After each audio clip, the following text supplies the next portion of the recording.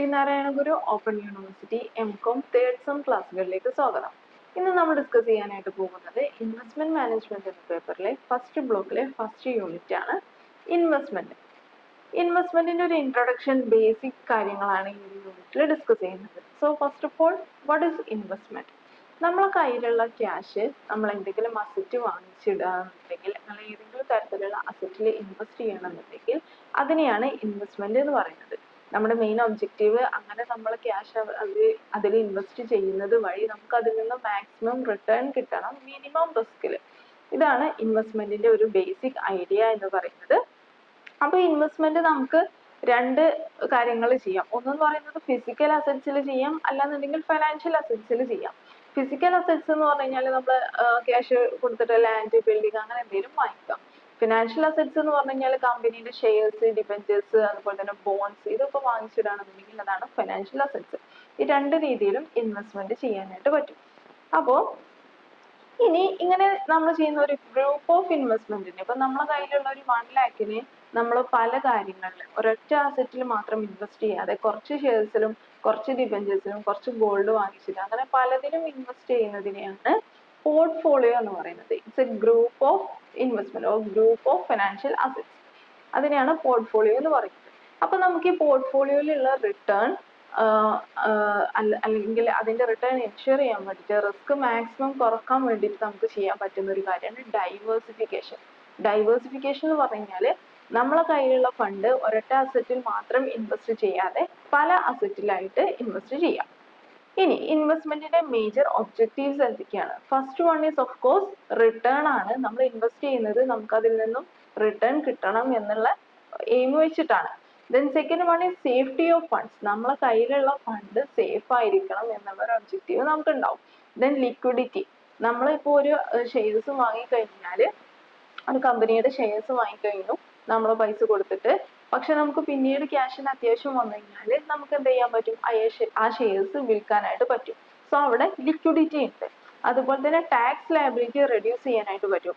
ഇപ്പൊ national pension scheme, അതുപോലെ തന്നെ പബ്ലിക് പ്രൊവിഡന്റ് ഫണ്ട്, അങ്ങനെയൊക്കെ അതിലൊക്കെ നമ്മൾ ഇൻവെസ്റ്റ് ചെയ്യുകയാണെന്നുണ്ടെങ്കിൽ, ഇൻഷുറൻസിലൊക്കെ ഇൻവെസ്റ്റ് ചെയ്യുകയാണെന്നുണ്ടെങ്കിൽ നമുക്ക് അതിലൊക്കെ ടാക്സ് എക്സംഷൻ ഉണ്ട്.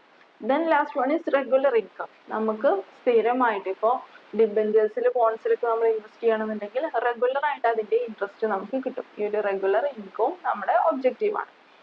ഇനി നെക്സ്റ്റ് ആണ് what are the needs of investment. എന്താണ് ഇൻവെസ്റ്റ്മെന്റിന്റെ ആവശ്യകത? First one is grow your wealth. നമ്മുടെ വെൽത്ത് മാക്സിമം ആക്കാൻ വേണ്ടിയിട്ട് രണ്ട് രീതിയിൽ വെൽത്ത് നമുക്ക് കൂട്ടാനായിട്ട് പറ്റും. ഫസ്റ്റ് വൺ ഈസ് നമുക്ക് ഇങ്ങനെ ഒരു ഫിക്സഡ് റിട്ടേൺ കിട്ടും, അതായത് ഇപ്പൊ ഡിവിഡൻഡ് ആയിട്ടോ ഇൻട്രസ്റ്റ് ആയിട്ടോ റിട്ടേൺ കിട്ടും. ദെൻ ക്യാപിറ്റൽ അപ്രീസിയേഷൻ, അതായത് നമ്മൾ ഇന്ന് വാങ്ങിയിട്ടുള്ള അസറ്റിന്റെ വില 2-3 വർഷം കഴിയുമ്പോൾ കൂടും. അപ്പൊ നമ്മൾ വിൽക്കുകയാണെന്നുണ്ടെങ്കിൽ അങ്ങനെ നമ്മളെ വെൽത്ത് കൂടുകയാണ്.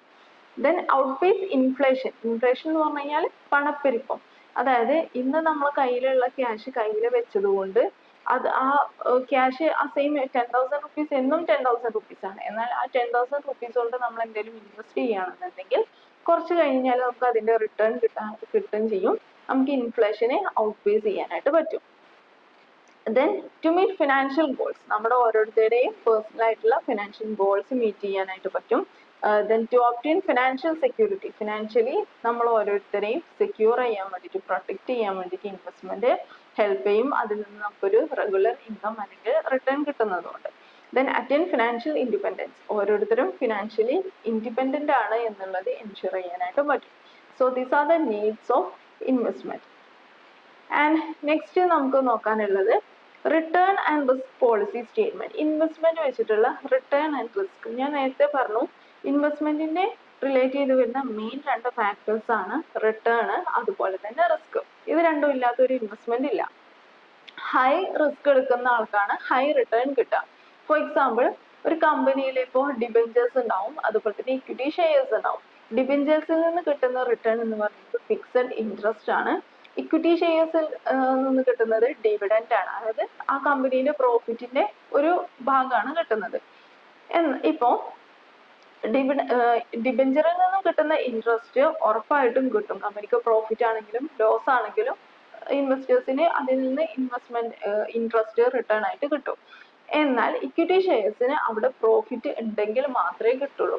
അപ്പോൾ പ്രോഫിറ്റ് ഇല്ലാത്ത സാഹചര്യങ്ങളിൽ റിട്ടേൺ ഉണ്ടാവില്ല, ഡിവിഡൻഡ് ആയിട്ട് കിട്ടില്ല. സോ എന്നാൽ ഈ ഇക്വിറ്റി ഷെയർസിൽ നിന്ന് കിട്ടുന്ന ഡിവിഡൻഡ് ആയിരിക്കും ഡിബഞ്ചേഴ്സിനേക്കാളും higher amount. So high risk എടുക്കുന്ന ആൾക്കാണ് ഹയർ റിട്ടേൺ കിട്ടുക. അതാണ് risk and return policy statement കൊണ്ട് ഉദ്ദേശിക്കുന്നത്. ഇനി നമ്മൾ എക്സ്പെക്ട് ചെയ്യുന്ന ഒരു റിട്ടേൺ ഉണ്ടാവും, ആക്ച്വൽ റിട്ടേൺ ഉണ്ടാവും. നമ്മളിപ്പോൾ എക്സ്പെക്ട് ചെയ്യുന്ന റിട്ടേൺ ഫോർ എക്സാമ്പിൾ 1000 റുപ്പീസ് ആണെന്ന് വിചാരിക്കാം, എന്നാൽ ആക്ച്വലി നമുക്ക് കിട്ടിയത് 600 റുപ്പീസ് ആണ്. അപ്പൊ ബാക്കി ആ ഒരു 400 ഉണ്ടല്ലോ, നമുക്ക് ലോസ് ആയി പോയ, നമുക്ക് കിട്ടാണ്ട് പോയ ആ ഒരു ടേമിനാണ് നമ്മൾ റിസ്ക് എന്ന് പറയുന്നത്. അതായത് നമുക്ക് നമ്മുടെ എക്സ്പെക്ട് ചെയ്തിട്ടുള്ള ആ ഒരു റിട്ടേണും ആക്ച്വൽ റിട്ടേണും തമ്മിലുള്ള ഡിഫറൻസ്, ആ ഒരു വേരിയേഷനെയാണ് ആക്ച്വലി റിസ്ക് എന്നുള്ള ടേം കൊണ്ട് ഉദ്ദേശിക്കുന്നത്. ഇനി നമുക്ക് നോക്കാനുള്ളത്, അപ്പോൾ എല്ലാ ഇൻവെസ്റ്റേഴ്സിന്റെയും മെയിൻ ഒബ്ജക്റ്റീവ് എന്താണ്? നമ്മളെ ഇൻവെസ്റ്റ് ചെയ്യുന്നത് കൊണ്ട് അതിൽ നിന്ന് കിട്ടുന്ന റിട്ടേൺ മാക്സിമം ആക്കുക at minimum level of risk. Risk minimum ആയിട്ട് അല്ലെങ്കിൽ നോമിനൽ റിസ്കിൽ റിട്ടേൺ മാക്സിമൈസ് ചെയ്യുക എന്നുള്ളതാണ് ഓരോ ഇൻവെസ്റ്റേഴ്സിന്റെയും മെയിൻ ഒബ്ജക്റ്റീവ് എന്ന് പറയുന്നത്. ഇനി നെക്സ്റ്റ് നമുക്ക് നോക്കാനുള്ളതാണ് ഇൻവെസ്റ്റ്മെന്റ്, സ്പെക്കുലേഷൻ, അതുപോലെ തന്നെ ഗ്യാംബ്ലിംഗ്.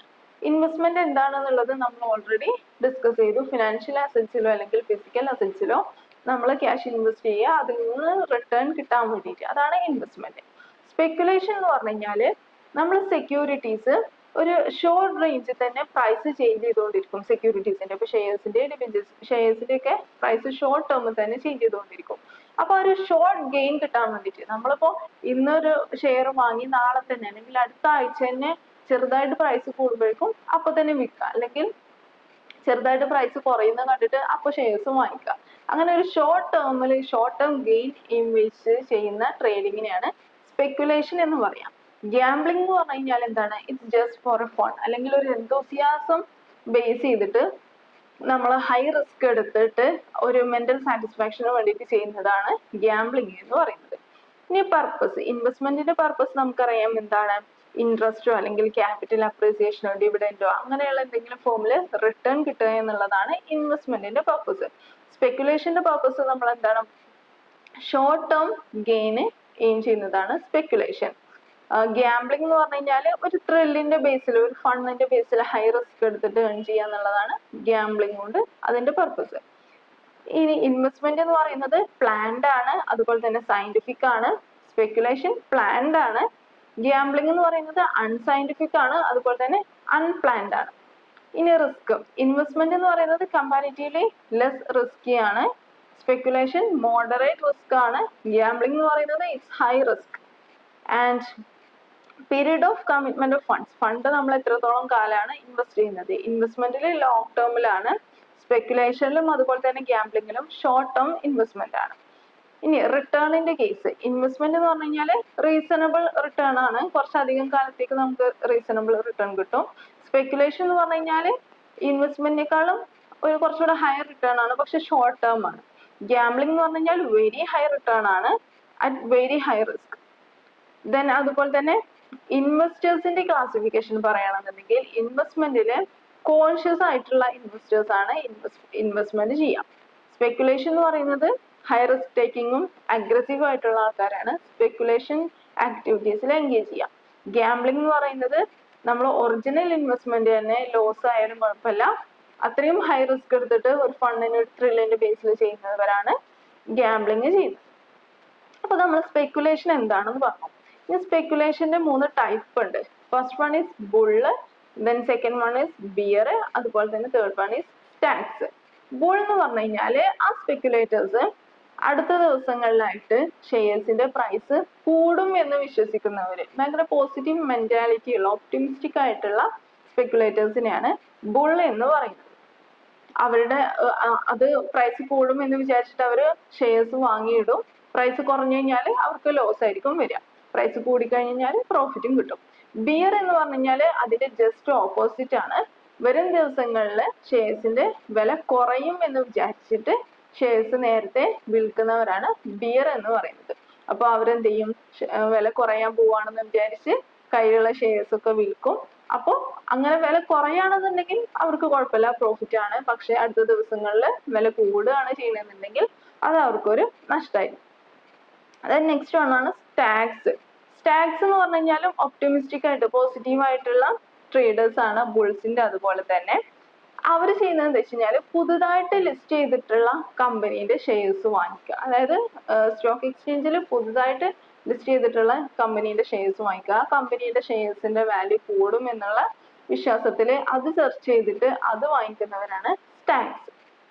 സോ ഇത്രയാണ് ഈ ഒരു യൂണിറ്റിൽ നമുക്ക് ഡിസ്കസ് ചെയ്യാനുള്ളത്. ഇൻവെസ്റ്റ്മെന്റിന്റെ ബേസിക് ആയിട്ടുള്ള എല്ലാ കാര്യങ്ങളും ഈ ഒരു യൂണിറ്റിൽ കവർ ചെയ്തു. Thank you.